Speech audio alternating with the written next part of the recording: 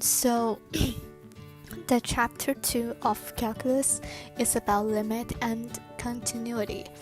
Because a lot of this stuff already mentioned in pre-calc, so I will go through really fast. But if this is your first time seeing this concept, please don't feel stressful if you cannot get everything.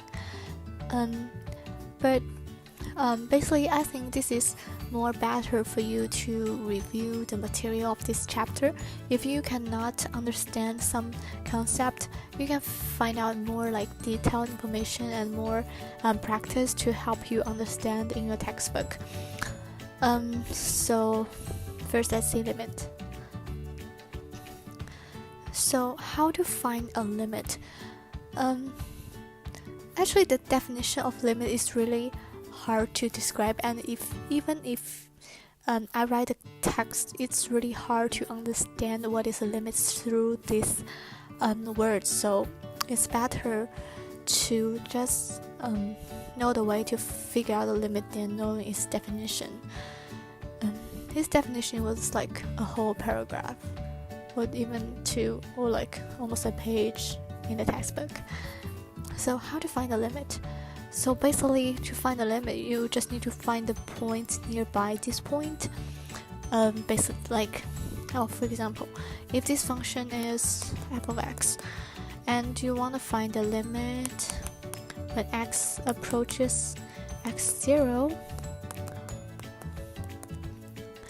you basically just find some points really nearby and figure out the y value. Let's see, if we find this point here, we can see the y value is really close to 3, right? And if we see this point, it's even getting closer and closer to 3. And this is the same thing. Oh, by the way, this is 3. The line here, ouch, it's bad drawing.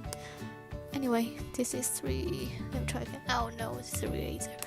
Oh my god, this is 3. This line. So as this point getting closer and closer to x0, fx, we can see the value will get closer and closer to 3. So in this way, we can know the limit is equal to 3. As we see the pictures above, let's see it closer. We can see that there is 2 ways to approach this point. One is from the right side, one is from the left side. So if you just approach it through the right side, it's called right hand limit. And if you only approach it from the left side, it's called the left hand limit. That's right here. Right hand limit, approach from right side.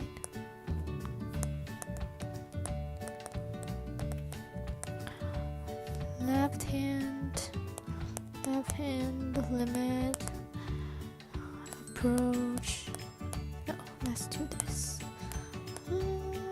Copy and paste. Okay, ouch. Try again. Copy and paste in here. Okay. Approach from left side.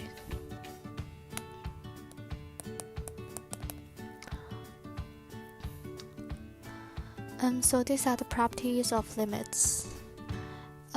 By the way, for the c here, you can only change. You can also change it to infinity or negative infinity. It also works when x approaches infinity or negative infinity. Just remember all of them. You can take a screenshot and always refer to it when you do practices. How do you find the limit of a polynomial? This is the situation when this is a polynomial like this, the denominator cannot be equal to 0. And when you don't have a calculator with you, you can just basically just plug in a number to figure out the limit of a polynomial. So in this case, we just write 3 plus 5 or 3 plus 2, 8 over 5. And for this one is 1 plus 2 plus 1 plus 7 equals 11. and for this one is 0 minus 0 equal to 0. So this is basically how to find a limit of a polynomial when denominator does not equal to 0 and when you don't have a calculator. You just solve it algebraically. Now we're gonna talk about the squeeze theorem. If we want to find out, we want to find out the limit when x approaches 0 of fx here. If we use the previous way, I mean the way we talk about above, it's really hard because let's zoom in a little bit. Let's see the function here. It's hard to see because the shape is like sort of a quiz like this, and you can when like you have to figure out a point getting closer and close to this point, you cannot tell what is happening here, especially when it's even get crazier. Let's use a thinner pen. If it's like this, it's really hard to tell. So let's just use another way. We have the squeeze theorem. So let's see the graph here. We can see the y of x squared and the y of negative x squared is sort of like the bread of a sandwich, and this is like the stuff in between, and they're squeezing it. So we can know this function is less or equal to x squared and greater or equal to negative x squared when we just look at this graph. So when x equal to 0, this both side will be 0, right? So we know this is 0. So this is 0. Now let's try to solve this without the graph up there algebraically. We can write this equation as x squared times sine of 1 over x. And as we learned in pre-calc, the range of this is between 1 and negative 1. So we know this equation here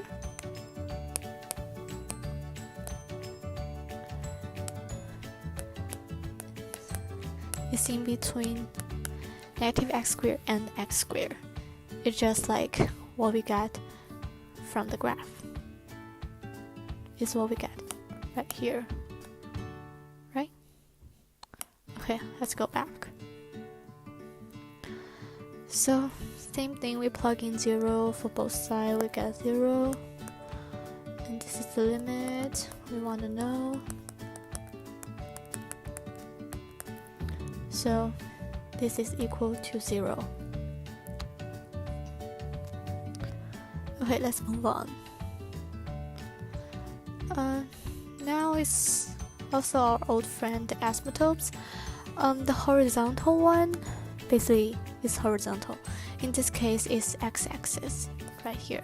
It's the horizontal one, horizontal asymptote, and this one is vertical. The y-axis, this is ugly, and the y-axis is the vertical asymptote in this case. It's really easy to see in the graph, but if we don't have graph, we can use the knowledge of limit to figure it out algebraically.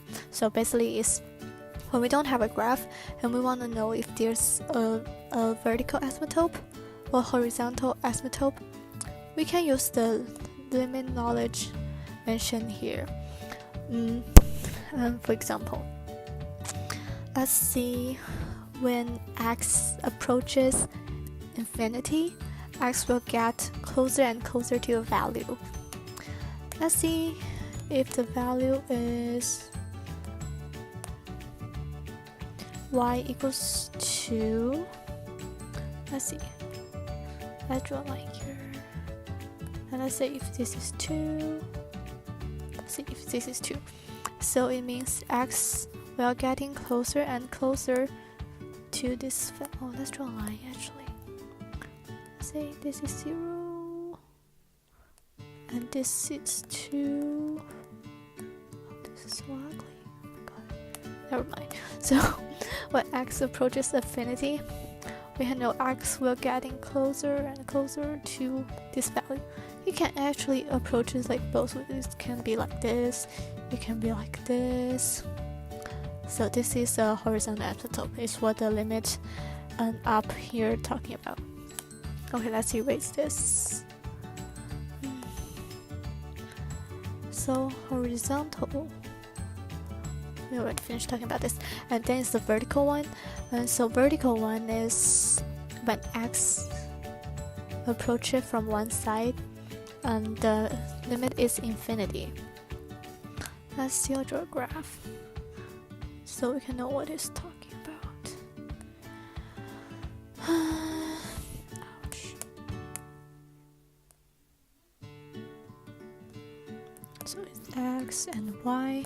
Let's see when x gets to 3 from the right side.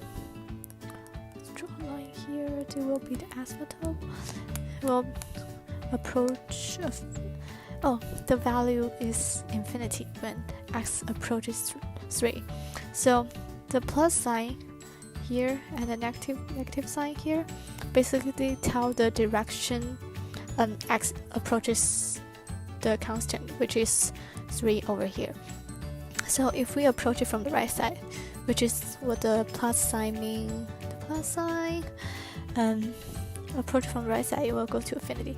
It can be like this. Oh no, it's not like this. It can be like this, something like this, or it can be like it can also be negative infinity, which is like this. And also when it approaches from the left side, it can be like this or like this. This will make a vertical asymptote.